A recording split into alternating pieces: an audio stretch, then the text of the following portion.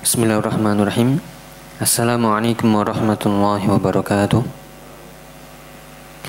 Innal hamdalillah nahmaduhu wa nasta'inuhu wa nastaghfiruh wa na'udzu billahi min shururi anfusina wa min sayyiati a'malina. Man yahdihillahu fala mudilla lahu wa man yudlil fala hadiya lahu. Asyhadu an la ilaha illallah wahdahu la syarika lahu wa asyhadu anna Muhammadan abduhu wa rasuluh sallallahu alaihi wa ala alihi wa ashabihi wa man saru ala nahji ila yaumiddin. Qala Allah ta'ala fil Qur'anil azim, ya ayyuhalladzina amanu taqullaha haqqa tuqatih wa la tamutunna illa wa antum muslimun.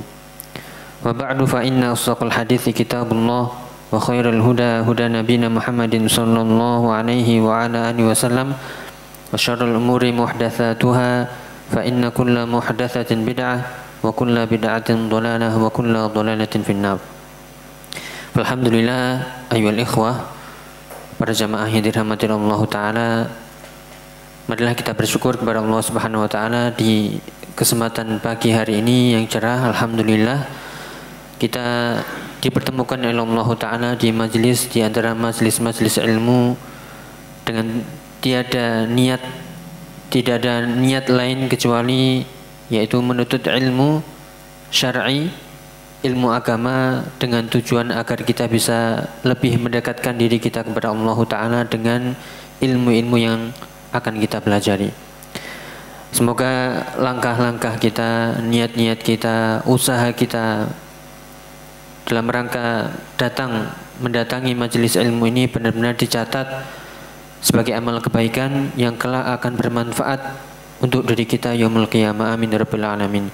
Sebagaimana sabda Nabi sallallahu alaihi wasallam, man salaka tariqan yaltamisu fihi ilman sahalallahu lahu bihi tariqan ilal jannah.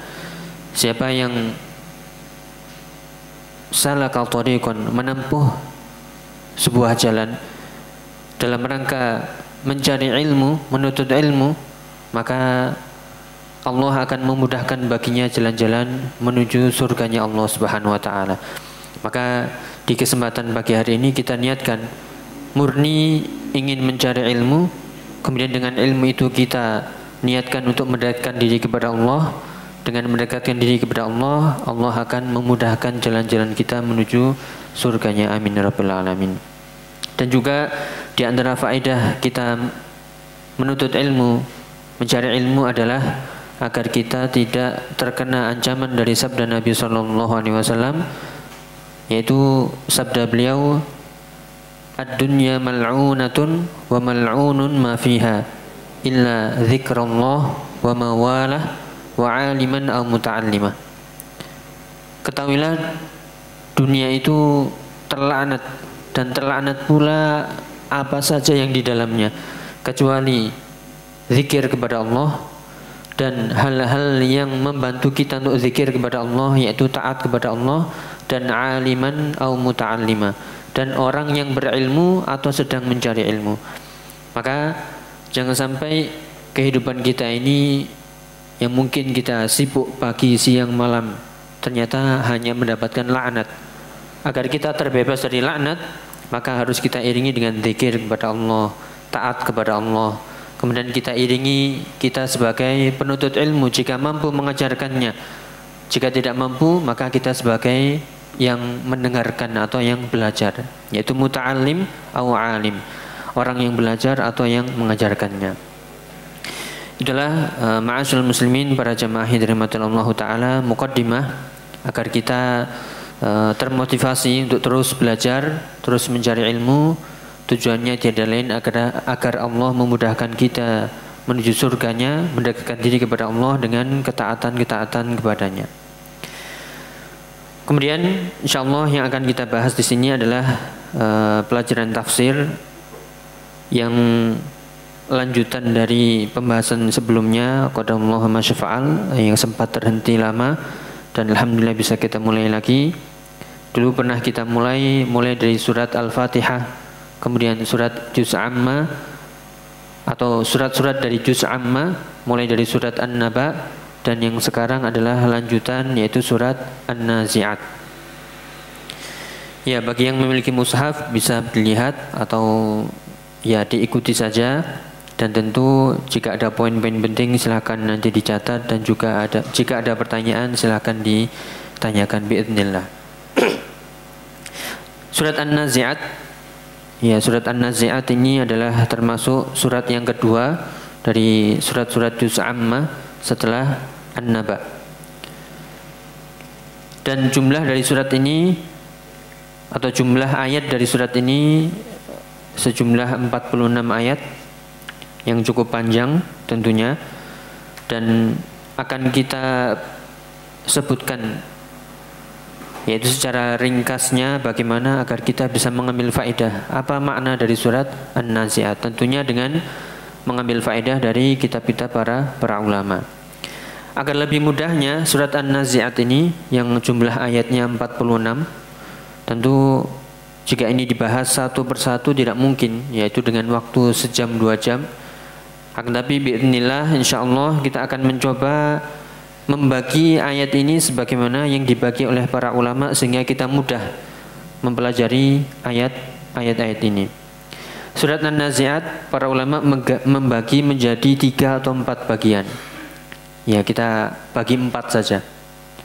Ada 4 tema penting dari surat An-Nazi'at yang harus kita ketahui, yaitu mulai dari ayat 1 sampai ayat 14. Ayat pertama sampai ayat yang ke-14, mulai dari wan-nazi'ati ghurqa wan-nasyitati nashta sampai pada ayat fa idzahum bis-sahirah, itu ayat yang ke-14. Ini menunjukkan tema penting, yaitu Thubutul ba'tsi ba'dal maut, penetapan adanya hari kebangkitan setelah kematian. Ini tema pertama yang disebutkan di surat ini, yaitu penetapan hari kebangkitan setelah kematian dan bagaimana keingkaran orang-orang kafir, yaitu mengingkari hari kebangkitan. Kita ulangi.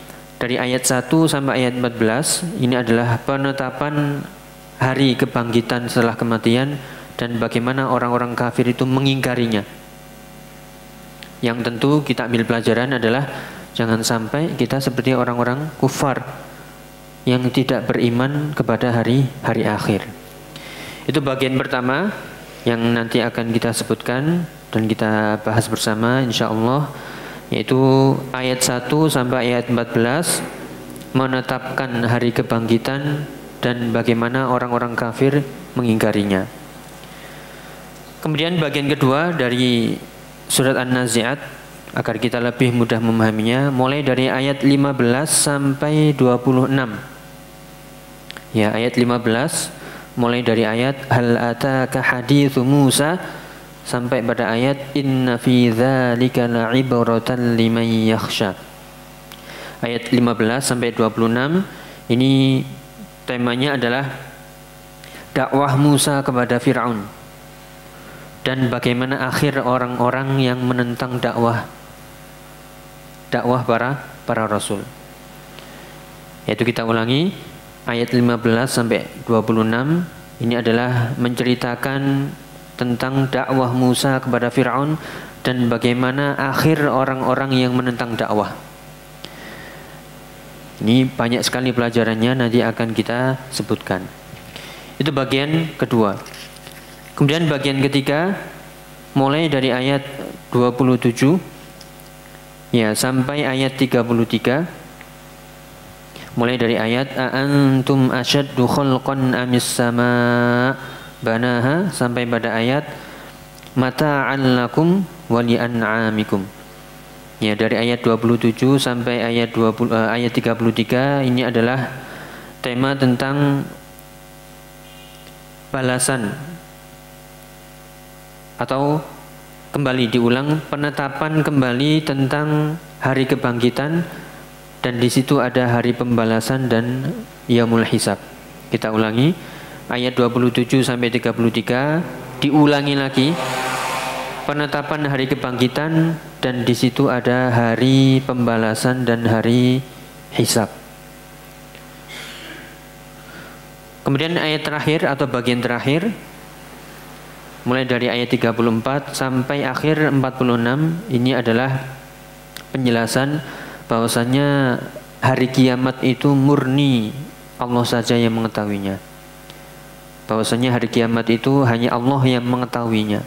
Tidak ada makhluk satupun yang mengetahui kapan datangnya hari kiamat.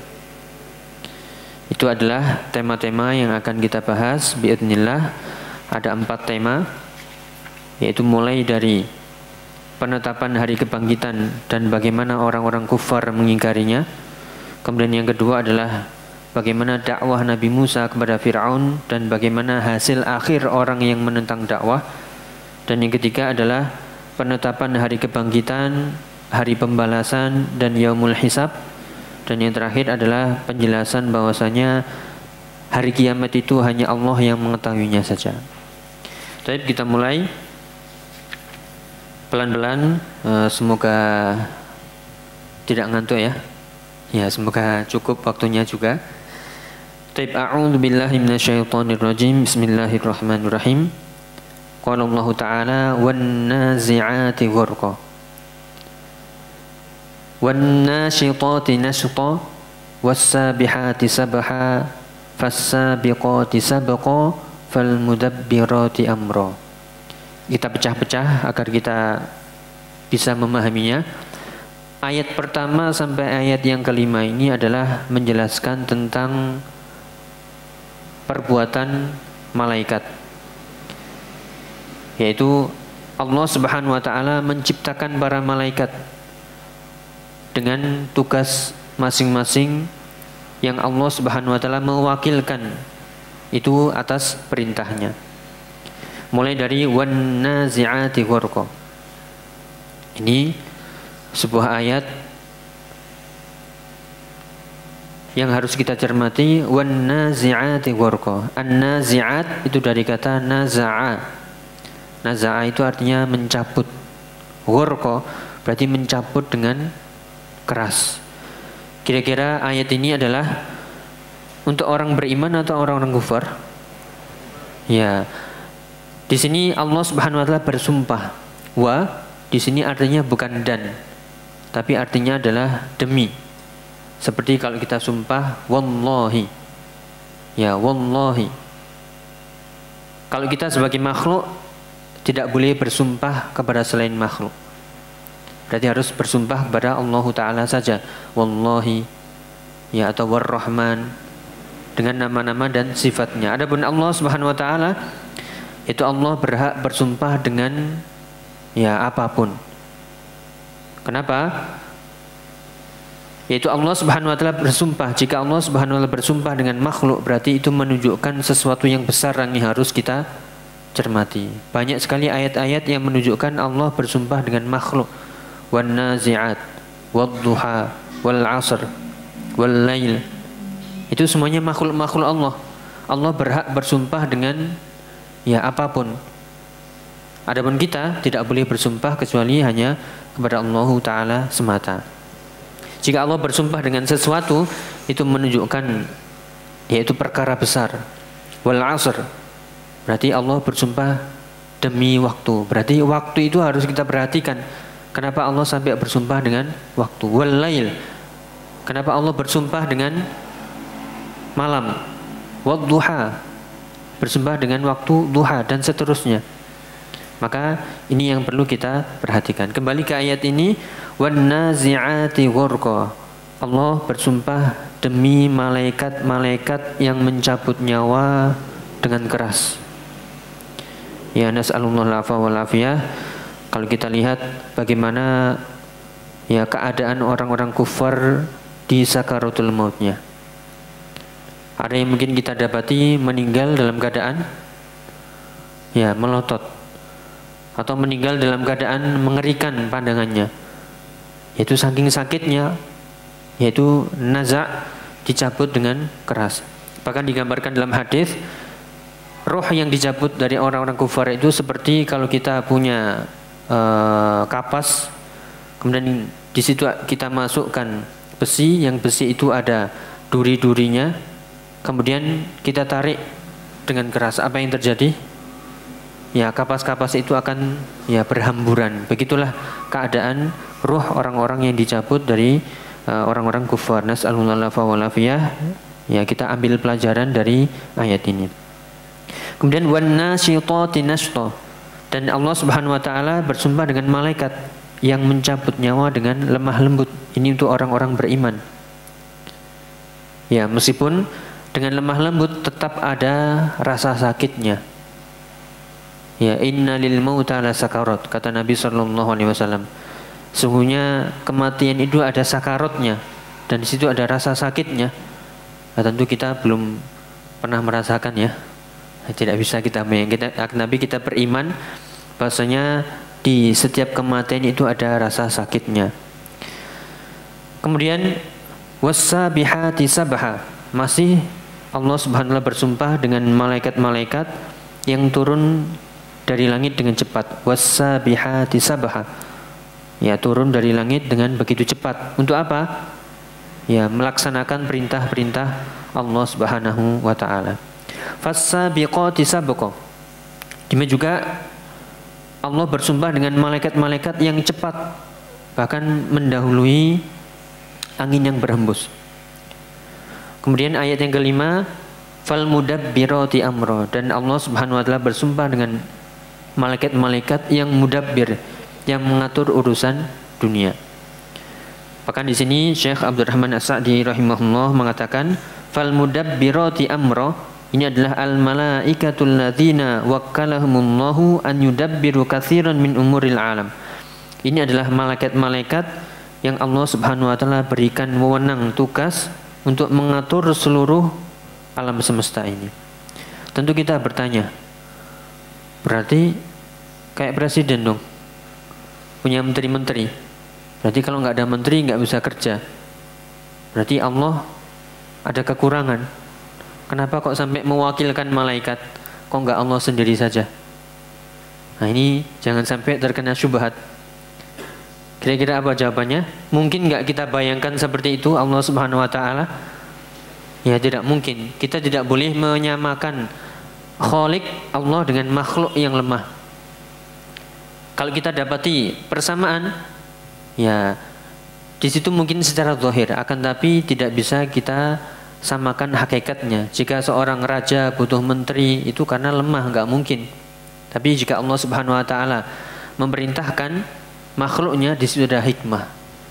Ini tidak bertentangan dengan kekuasaan Allah Subhanahu wa taala sedikit pun, bahwasanya Allah itu ghaniyun 'anil alamin. Allah Maha Kuasa, Allah Maha Kaya, tidak butuh pada makhluk sedikit pun. Adapun seperti ini, ya ini ada hikmahnya. Sebagaimana Allah Subhanahu wa taala menurunkan Alkitab, mengutus para rasul. Kenapa tidak langsung saja? Kok diturunkan rasul, kok diturunkan kitab, kok diturunkan malaikat? Ah, di situ ada hikmah yang harus kita pelajari. Dan di antara hikmah mulai dari ayat 1 sampai ayat kelima ini, bahwasanya Allah Subhanahu wa taala memerintahkan, menugaskan para malaikat dengan tugas-tugasnya banyak adalah itu menunjukkan kekuasaan Allah Subhanahu wa taala menciptakan para malaikat yang enggak pernah bermaksiat sedikit pun. La ya'sunallaha ma amarahum wa yaf'aluna ma yu'marun.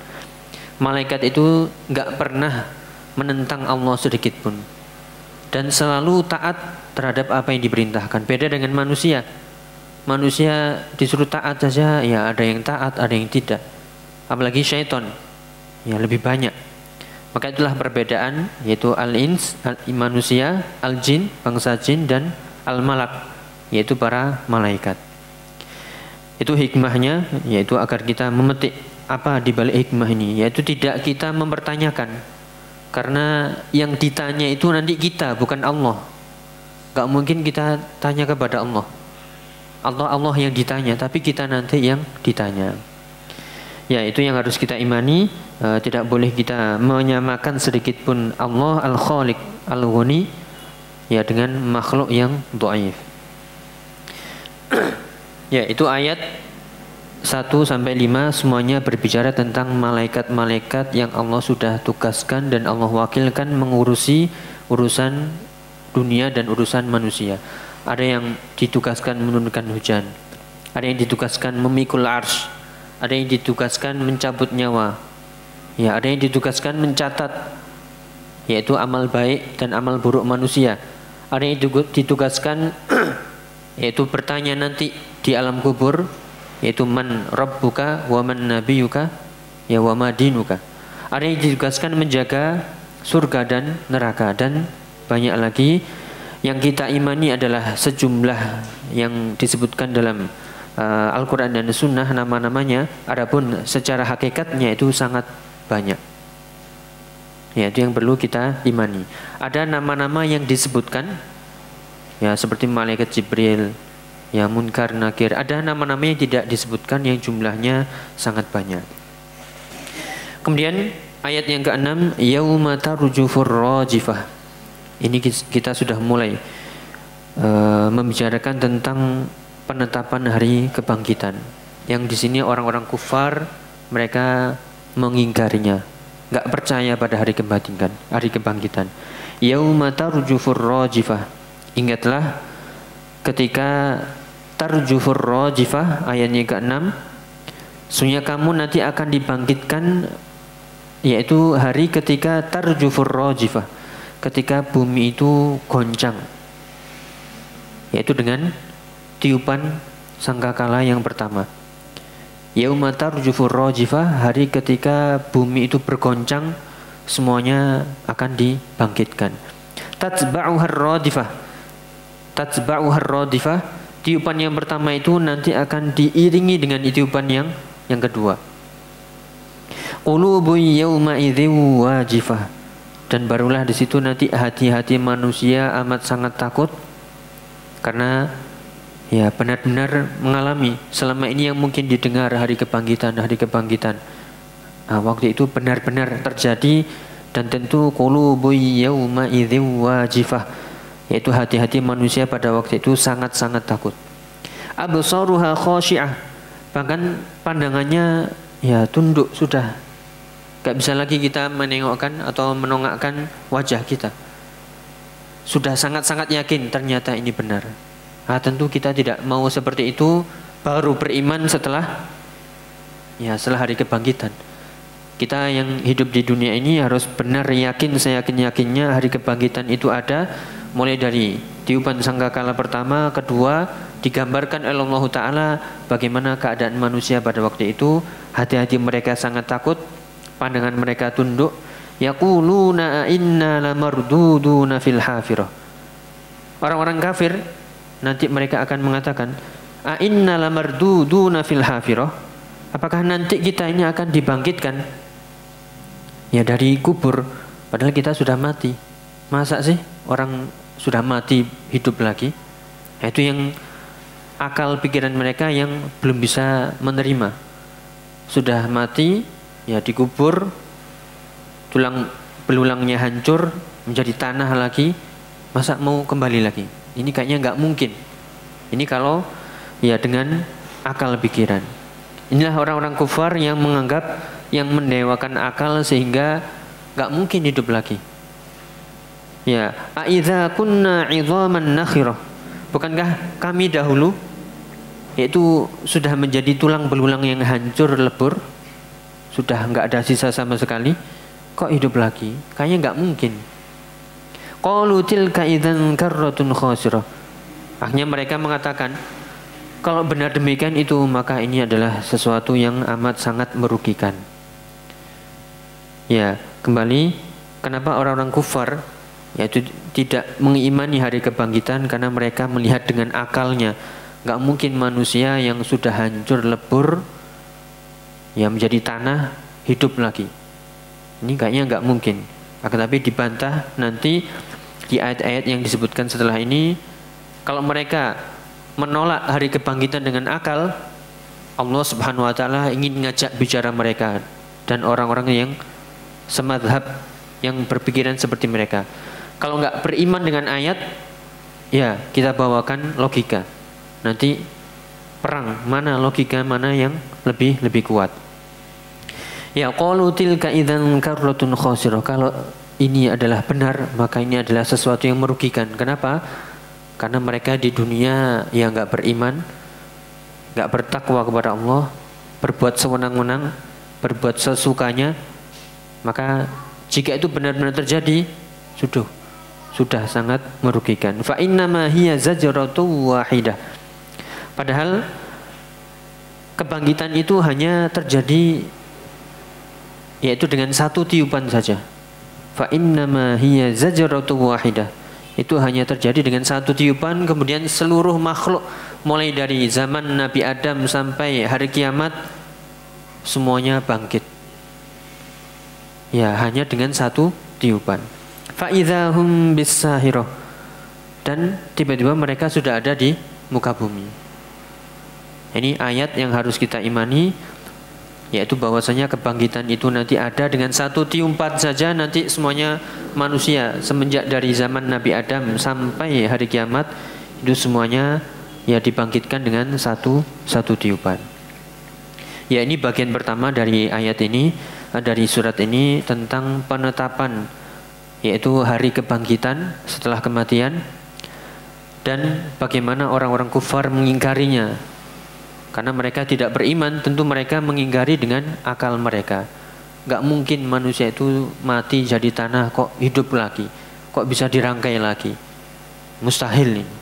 Ya, tetapi kita sebagai orang yang beriman, kita imani ayat Allah yang turun ini karena inilah hak. Maka kita imani meskipun akal kita tidak mampu mencernanya. Meskipun sebenarnya kalau kita gunakan akal kita pun sebenarnya akan tunduk kepada wahyu Allah Ta'ala. Ya, sedikit faedah dari beberapa ayat ini, mulai dari ayat 1 sampai ayat 14. Ya, tadi kita sebutkan bahwasanya Allah Subhanahu Wa Ta'ala bersumpah dengan para malaikat. Bahwasanya para malaikat ini ditugaskan oleh Allah Ta'ala melakukan tugas-tugasnya dengan begitu cepat, yaitu sangat taat kepada Allah. Kita sebutkan tadi ayat la ya'sunallaha ma amarahum, enggak pernah bermaksiat kalau Allah sudah perintahkan. Ada yang malaikat tugasnya zikir, ya zikir terus. Ada yang tugasnya memikul ars, terus memikul ars, enggak pernah maksiat. Ini harus kita ambil contoh. Begitu taatnya para malaikat, sangat-sangat takut kepada Allah Subhanahu wa Ta'ala sampai hari kiamat. Kemudian tadi kita sebutkan bahwasanya Allah Subhanahu wa Ta'ala bersumpah dengan apapun. Ini adalah sebagai bentuk kekuasaan Allah Subhanahu wa Ta'ala. Allah bersumpah dengan apapun. Beda dengan kita enggak boleh bersumpah yaitu demi ayahku, demi ibuku, demi Rasulullah. Ini yang sering kita temui. Demi Allah, demi Rasulullah. Ya, cukup demi Allah saja. Rasulullah tidak boleh karena makhluk. Meskipun kita ta'zim mengagungkan Rasulullah sallallahu alaihi wasallam. Apalagi demi jiwa ragamu, demi cintaku padamu. Ya, dan lain sebagainya. Ya, enggak boleh ya sumpah dengan selain Allah Subhanahu wa Ta'ala. Yaitu beberapa faedah dari ayat 1 sampai ayat 14 yang intinya bagaimana Allah menggambarkan penetapan hari kebangkitan dan bagaimana orang-orang kufar mengingkarinya. Kemudian bagian kedua dari ayat ini yaitu di surat An-Nazi'at ayat 15 sampai ayat 26. Mulai dari firman Allah Ta'ala, hal ataka hadithu Musa idh nadahu rabbuhu bil wadil muqaddasi tuwa idhhab ila fir'auna innahu tagha faqul hal laka ila an tazakka wa ahdiyaka ila rabbika fatakhsha fa'arahu al-ayatal kubra fakadzdzaba wa 'asa thumma adbara yas'a fahashara fanada faqala ana rabbukumul a'la fa'akhadhahu Allahu nakalal akhirati wal ula fa'akhadhahu Allahu nakalal akhirati wal ula inna fi dzalika la'ibratan liman yakhsha.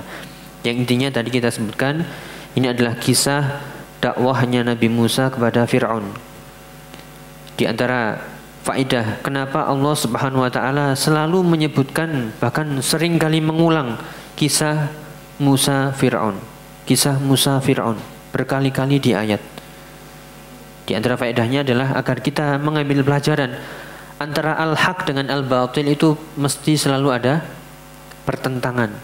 Jadi kalau kita sedang memegang hak, pasti yang batil nanti akan terus melawan dan pasti akan ada pertentangan Akan tapi kabar gembira bagi orang yang di atas hak, nanti yang hak akan menang dan yang batil akan kalah, dan akan terlihat mana hasil akhir orang-orang yang di atas al-haq dan hasil akhir orang-orang yang di atas kebatilan. Nanti Allah akan menunjukkan bainal haq wal batil. Ya, jadi di sini dakwah Nabi Musa kepada Fir'aun, sebagaimana kita ketahui, Nabi Musa alaihissalam yaitu dibantu oleh saudaranya Harun, yaitu berdakwah kepada Fir'aun, yang sebenarnya kalau kita lihat ceritanya juga banyak sekali faedah. Dimulai ketika Nabi Musa dibuang oleh ibunya karena khawatir Fir'aun akan membunuh bayi laki-laki di negara tersebut, di negeri tersebut. Akhirnya Allah selamatkan, dibuang di sungai, kemudian ditemu kembali oleh ibunya yang sebenarnya hampir dibunuh oleh Fir'aun, tapi diselamatkan oleh Allah Ta'ala melalui istri Fir'aun sendiri. Lihat bagaimana Allah berkuasa. Fir'aun ingin membunuh bayi laki-laki. Ternyata ada bayi yang selamat masuk di istananya, dan nanti bayi ini yang akan melawan atau menyingkap kebatilan dari Fir'aun itu sendiri. Itulah kekuasaan Allah, yaitu Nabi Musa diselamatkan, kemudian hidup di lingkungan istana, akan tapi ibunya tidak khawatir, bahkan dikembalikan lagi karena Musa ini membutuhkan yaitu air susu ibunya, sehingga dikembalikan dan tidak ada satupun yang mengetahui sampai tumbuh dewasa, hingga terjadilah awal mula fitnah. Awal mula fitnah adalah ketika ada suatu kaum yang bertengkar, kemudian di situ ada orang yang minta tolong Nabi Musa, yaitu meninju, memukul orang tersebut, tiba-tiba mati. Akhirnya difitnah. Akhirnya sampai beliau alaihissalam, yaitu Nabi Musa alaihissalam melarikan diri untuk menyelamatkan diri ke suatu negeri, sehingga di situ bertemu dengan yaitu Nabi dengan istrinya, yaitu kemudian kembali lagi ke negeri yaitu dengan Fir'aun untuk kembali, yaitu mendakwakan Fir'aun kepada al-haq, sehingga terjadilah di situ berbagai macam kisah-kisah, mulai dari mukjizat beliau, yaitu tangan yang memunculkan cahaya, kemudian tongkat yang dilemparkan benar-benar menjadi ular, bukan seperti tukang-tukang sihir, yaitu hanya seperti tali-tali yang seperti ular.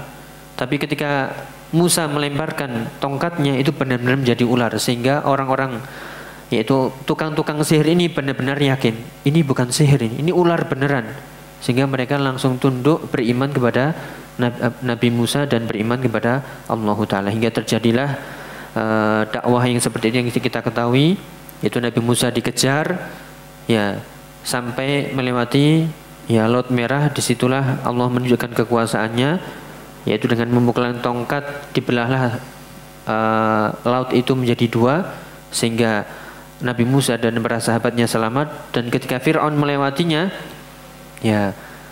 Allah memerintahkan Musa untuk memukul kembali, dan tenggelamlah semua Fir'aun dan bala tentaranya. Itu secara ringkasnya seperti itu. Makanya di sini hal ataka hadits Musa, apakah engkau wahai Muhammad sudah sampai kabar tentang Nabi Musa yang ketika dakwah kepada Fir'aun, idnadahu rabbuhu bil wadil muqaddasi tuwa, yaitu ketika Allah memanggilnya di lembah yang suci bernama Tuwa. Ini yang harus kita imani, bahwasanya Allah Subhanahu wa taala memiliki sifat al-kalam, berbicara dengan siapapun dan kapanpun sesuai dengan keagungannya. Allah berbicara. Sekali lagi kita tekankan, jika kita menemukan sifat-sifat Allah seperti ini, maka kita tidak boleh menyamakan dengan makhluk. Akan tapi kita imani berbicara seperti maknanya, akan tapi kaifiyahnya itu berbeda dengan makhluk. Seperti tadi Allah menciptakan malaikat untuk ditugaskan mengurusi alam semesta. Tidak kita umpamakan seperti raja yang butuh menteri, tidak. Demikian juga Allah berbicara, tidak kita samakan dengan bicaranya makhluk. Allah melihat, tidak kita samakan dengan melihatnya makhluk. Sama-sama melihat, tapi jarak 10 meter kita sudah nggak kelihatan. Atau yang di balik layar kita sudah nggak kelihatan. Tapi Allah berbeda. Kita mendengar, Allah juga mendengar. Tapi mendengarnya Allah dengan mendengarnya makhluk sangat jauh berbeda, sesuai dengan keagungan Allah Subhanahu wa ta'ala. Kita mungkin mendengar, tapi jarak sekian meter, ya sudah tidak jelas apa ini yang didengar. Berbeda dengan Allah ta'ala, dan begitu seterusnya memahami nama-nama dan sifat Allah Subhanahu wa ta'ala. Idhhab ila fir'auna innahu tagha. Pergilah wahai Musa kepada Fir'aun, sungguh Fir'aun itu sudah melampaui batas. Faqul hal laka ila an tazakka. Dan katakanlah kepada Fir'aun, maukah engkau yaitu mensucikan dirimu? Inilah bagaimana kelembutan dakwah Nabi Musa. Dia menghadapi Fir'aun yang menganggap dirinya Tuhan, yang sangat zalim, akan tapi diperintahkan untuk berkata lemah lembut. Ini salah satu metode dakwah, tetap dengan lemah lembut. Ya, kemudian wa ahdiyaka ila rabbika fatakhsha. Maukah engkau mensucikan dirimu sehingga nanti aku akan bimbing engkau wahai Fir'aun agar engkau takut kepada Allah Subhanahu wa taala. Fa arahul ayatal kubra. Dan Nabi Musa pun menunjukkan ayatal kubra, mukjizatnya, yaitu berupa tangan jika dikeluarkan ini bercahaya, dan juga tongkat ketika dipukulkan benar-benar menjadi ular, bukan sihir semata. Fakadzdzaba wa 'asa. Tapi apa yang terjadi? Fir'aun mendustakan, bahkan menentang Musa alaihi salam. Tsumma adbara yas'a. Kemudian berbalik dan menantang. Fahasyara fanada. Kemudian malah dia memproklamirkan diri, mendakwahkan dirinya bahwasanya faqala ana rabbukumul a'la. Bahkan mengatakan, aku ini adalah Rabbmu yang paling tinggi. Padahal sebenarnya Fir'aun mengakui dirinya itu bukan Tuhan, tapi karena kesombongannya dia mengatakan ana rabbukumul a'la. Fa akhadhahumullahu nakalal akhirati wal ula. Sehingga Allah Subhanahu wa taala mengazabnya, memberikan azabnya baik di dunia dan di akhirat. Inna fi dzalika la'ibratan liman yakhsha. Sungguhnya yang demikian itu ada ibrah, pelajaran bagi orang-orang yang takut. Maka dari pelajaran ayat 15 sampai 26 ini adalah bagaimana kelembutan dakwah para nabi dan rasul menghadapi penentang-penentang dakwahnya, dan bagaimana pertentangan al-haq dan al-batil ini akan selalu ada, akan tapi al-haq pasti akan menang, dan orang-orang yang di atas kebatilan hasil akhirnya pasti akan buruk, sebagaimana Fir'aun yang Allah Subhanahu wa taala tenggelamkan. Bahkan ini menjadi pelajaran sampai sekarang, yang dikatakan jasad dari Fir'aun itu masih ada, diawetkan, bisa kita lihat. Ya. Jadi para jamaah yang dirahmati Allah Ta'ala, itu ayat yang ke-15 sampai 26 atau bagian kedua tentang dakwah Nabi Musa alaihissalam kepada Fir'aun yang melampaui batas, dan bagaimana hasil akhir orang-orang yang menentang dakwah para nabi dan rasul. Kemudian yang ketiga, bagian dari ayat ini adalah mulai dari ayat 27 sampai 33. Yang ini sekali lagi menetapkan kebangkitan, hari pembalasan, dan yaumul hisab, dan ini juga bantahan logika dari orang kafir tadi. Orang kafir tadi kan mengatakan gak mungkin, sudah mati, hancur, tulang belulangnya saja sudah berantakan seperti itu, terus hidup kembali menjadi seperti semula. Ini kayaknya nggak mungkin. Itu kalau kita akal. Sekali lagi kita tekankan, kita orang yang beriman wajib mengimani yaitu ayat-ayat yang turun dengan iman sebenar-benarnya iman, meskipun itu bertentangan dengan akal. Yaitu akal tunduk kepada wahyu. Kalau akal kita ini tunduk kepada wahyu, maka kita akan bisa mencerna yaitu sedikit demi sedikit. Kita coba bagaimana yaitu akal berlawanan dengan akal, akan tapi bedanya akal yang tunduk dengan wahyu melawan akal yang tidak tunduk dengan wahyu. Kira-kira mana yang lebih kuat? Mulai dari ayat a'antum asyaddu khalqan amis sama banaha, yaitu Allah Subhanahu wa taala berfirman di surat An-Nazi'at ayat 27, a'antum asyaddu khalqan amis sama banaha, apakah penciptaan kalian itu lebih berat daripada penciptaan langit? Padahal langit Allah Subhanahu wa taala ciptakan dan Allah yang membangunnya. Kita lihat langit yang begitu luasnya ini, ya apalagi ada langit pertama, langit kedua sampai langit ketujuh. Penciptaan manusia yang kecil itu dengan penciptaan langit, ini logika ya, akal. Kira-kira lebih sulit mana? Kalau kita membayangkan bangun rumah atau bangun musola kecil dengan bangun masjid Istiqlal yang besar, lebih sulit mana? Ya, ini diumpamakan lagi. Kalau nggak percaya bahwasanya Allah itu mampu membangkitkan manusia, maka ini kita logikakan. Allah Subhanahu wa taala mampu membangkitkan lagi, yaitu sebagaimana itu amat sangat mudah. Sebagaimana Allah menciptakan langit dan bumi, itu mudah sekali. Yaitu menciptakan langit dan bumi yang besarnya ya berkali-kali lipat dengan ukuran manusia itu sangat mudah. Allah menciptakan, kemudian menghancurkan lagi, kemudian menciptakan lagi, itu amat sangat mudah. Bagaimana dengan manusia yang ya amat sangat kecil? Ya, tentu kita lihat bagaimana luasnya langit dan bumi. Allah menciptakan langit yang tidak ada celah sedikit pun, bahkan tidak ada tiang seperti ini penyangganya, tetap tegak di atas. Ya, kita nggak bisa melihat cacatnya. Makanya diajak berpikir, a'antum asyaddu khalqan amis sama banaha, apakah penciptaan kalian itu lebih sulit daripada menciptakan langit? Apa jawabannya? Ya, tentu lebih mudah. Sedangkan Allah membina atau membangun atau menegakkan langit itu sendiri. Rafa'a samkaha fasawwaha, Allah Subhanahu wa taala yang meninggikan langit itu dan fasawwaha, menyempurnakan. Kita lihat nggak ada tiang langit. Ada yang pernah menemukan? Saya menemukan tiangnya langit, nggak ada. Saya menemukan langit bocor atau langit itu retak, nggak ada yang pernah menemukan. Itu kekuasaan Allah Subhanahu wa taala. Wa aghtasha lailaha wa akhraja duhaha, dan Allah Subhanahu wa taala dengan kekuasaannya yaitu menjadikan malam gelap gulita dan menjadikan siang itu terang benderang. Seperti kita lihat dengan berbagai macam hikmah Allah Subhanahu wa taala, kenapa kok ada siang dan malam? Bayangkan kalau siang terus atau malam terus, ya tentu di situ akan terjadi ya ketimpangan dan kekacauan.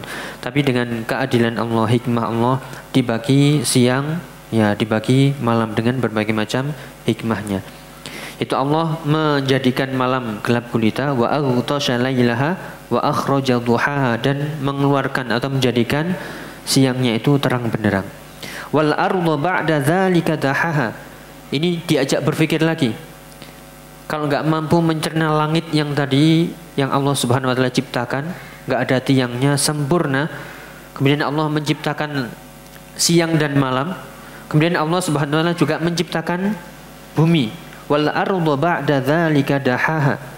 Dan Allah Subhanahu wa taala juga menciptakan bumi, yaitu ba'da dzalika dahaha, dan Allah membentangkan, ya menghamparkan bumi setelahnya. Akhraja minha ma'aha wa mar'aha.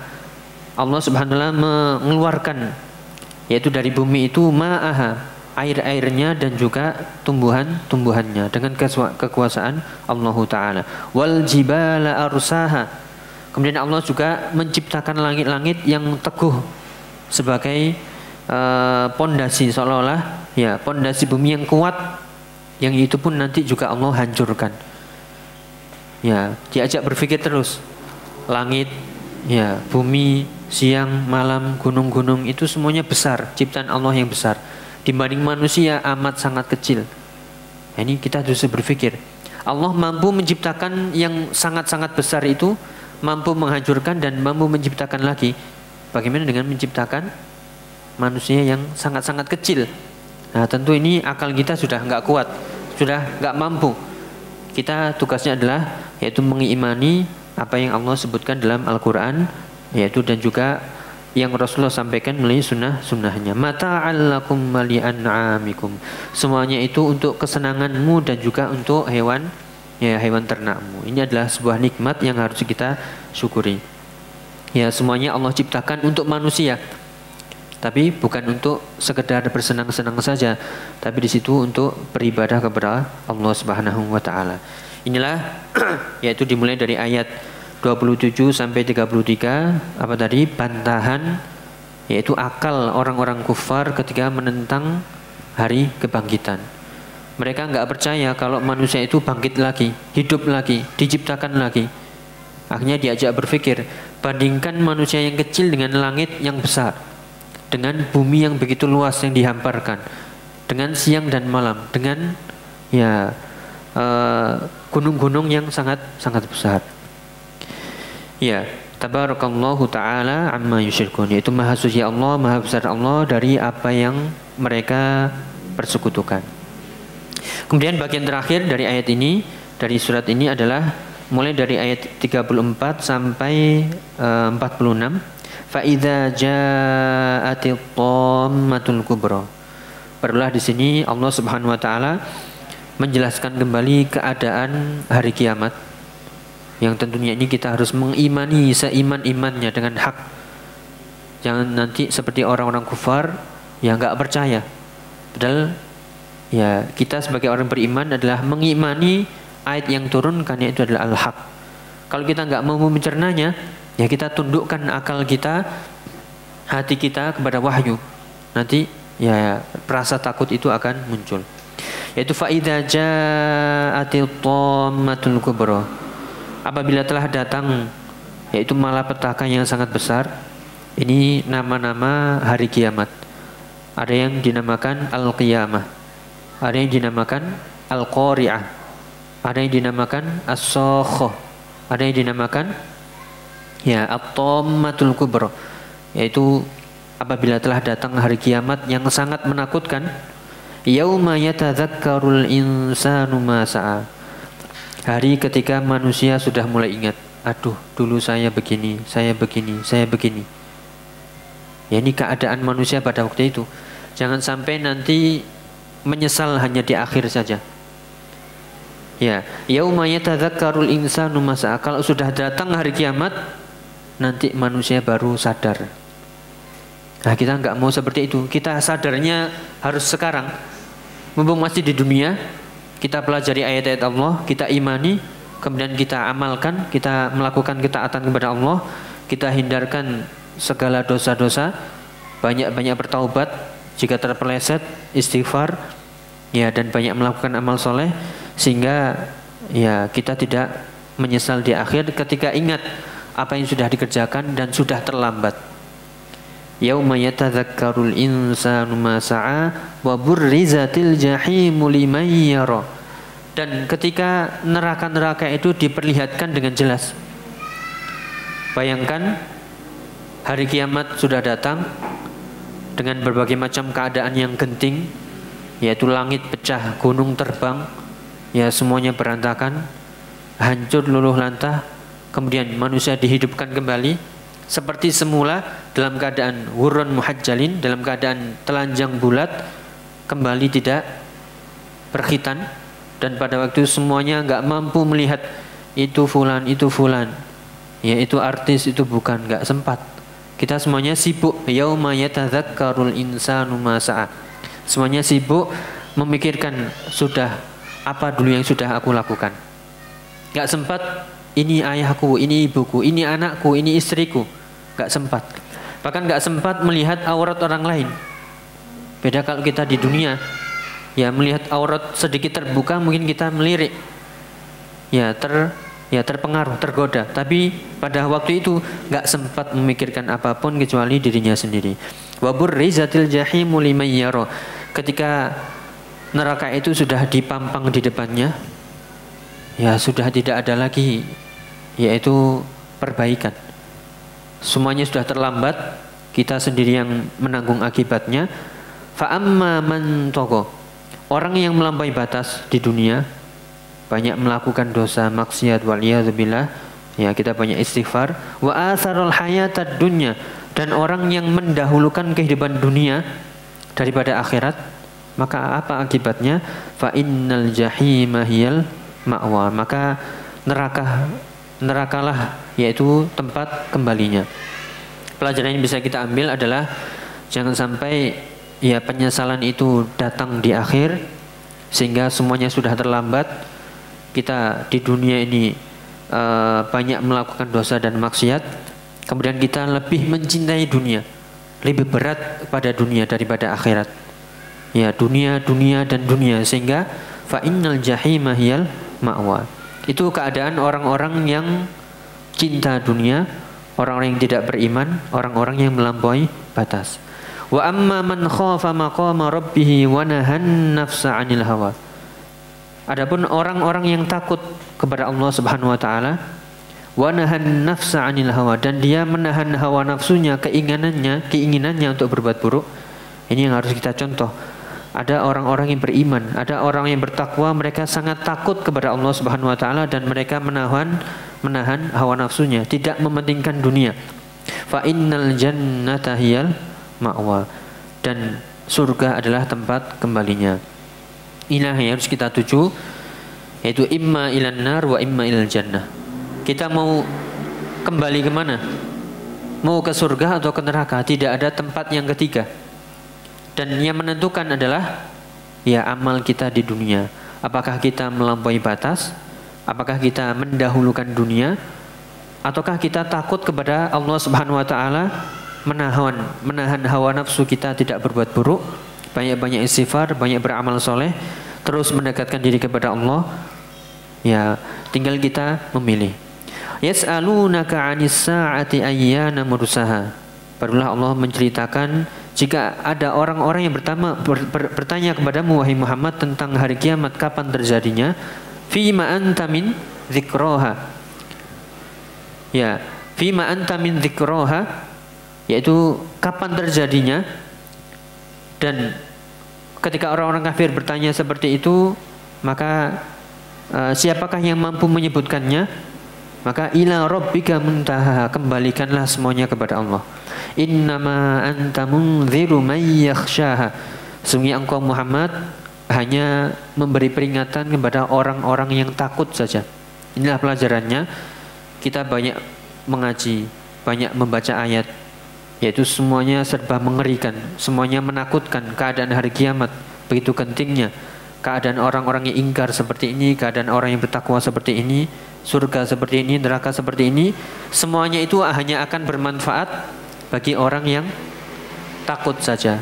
Orang yang takut dikasih nasihat sedikit sudah tobat dia. Tapi kalau orang yang nggak takut, ya mau diberikan nasihat seperti apapun, hatinya tidak terbuka kecuali kalau Allah sudah memberikan petunjuk kepadanya. Ka'annahum yawma yarawnaha lam yalbathu illa 'ashiyatan aw duhaha. Inilah akhir dari ayat ini. Ka'annahum, keadaan mereka pada hari ketika mereka melihat kebangkitan, melihat hari kiamat, melihat surga dan neraka. Ka'annahum lam yalbathu illa 'ashiyatan aw duhaha. Keadaan mereka adalah ketika hari kiamat itu datang, mereka tidak merasakan hidup di dunia kecuali kayaknya baru kemarin sore saya ya di dunia. Kayaknya saya baru tadi pagi hidup di dunia. Kok sekarang sudah di sini di akhirat dengan keadaan yang sudah seperti ini? Ya kan pernah kita merasakan kayaknya baru kemarin sore saya melakukan ini. Kayaknya baru tadi pagi tiba-tiba ya kita melihat ya keadaan yang begitu genting. Ini biasanya dialami oleh orang-orang yang terkena musibah. Dengan musibah yang sangat berat, yang menyesakkan hati, dia tidak bisa menerimanya. Kemudian kayaknya baru kemarin saya enak-enak di sini. Kayaknya baru kemarin ketemu orang-orang yang kita cintai. Ternyata sekarang sudah ya meninggalkan kita. Demikian juga ini.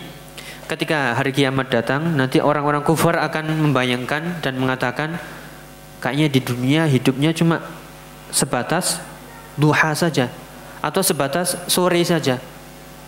Ya, sehingga mereka ya tidak ada kata untuk kembali ke dunia lagi, yaitu ka'annahum yauma yarawnaha lam yalbathu illa 'ashiyatan aw duhaha.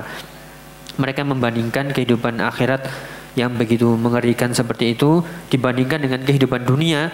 Mereka menganggap dunia itu seperti waktu duha saja, seperti sore saja, sore sebentar.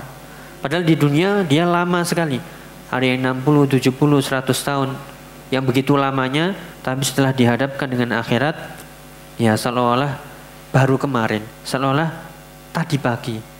Kok sekarang sudah keadaannya seperti ini. Itulah keadaan orang-orang kufar di hari kiamat, dan tentu kita bisa mengambil pelajaran, yaitu khitabnya ini adalah ke orang-orang kufar. Akan tapi orang-orang beriman, yaitu diambil pelajarannya, jangan sampai kita seperti sifatnya seperti orang-orang kufar, ya, yang mengingkari kemudian terlambat dan penyesalan di akhir, sehingga ya kerugian besar bagi mereka. Nas'alullah al-afwa wal afiyah. Baik, itulah para jamaah, bapak-bapak, ibu-ibu yang dirahmati Allah Ta'ala, yang bisa kita bahas dari surat An-Nazi'at. Sekali lagi ini ayatnya panjang, akan tapi kita ringkas tadi. Yang intinya adalah kembali kita ingatkan bahwasanya di sini adalah penetapan hari kebangkitan setelah kematian itu menjadi motivasi bagi kita. Di antara hal yang bisa menunjukkan kesolehan seseorang, kebaikan seseorang adalah dia terus mengingat hari akhir. Kalau kita lupa hari akhirat, lupa hari kiamat, lupa hari pembalasan, lupa hari yaumul hisab, kita nanti akan berbuat sewenang-wenang kita. Tapi kalau kita ingat, kalau saya begini ada hari kiamat, ada hari hisab, dia akan selalu ngerem sehingga dia menjadi orang yang baik. Dan jangan kita ingkar seperti orang-orang kafir dengan akal mereka yang sempit. Toh jika dilawan dengan akal lagi mereka kalah, karena akal mereka hawa nafsu. Tapi kalau akal kita dibantu, yaitu dibantu oleh wahyu atau didukung dengan wahyu Allah Subhanahu wa taala.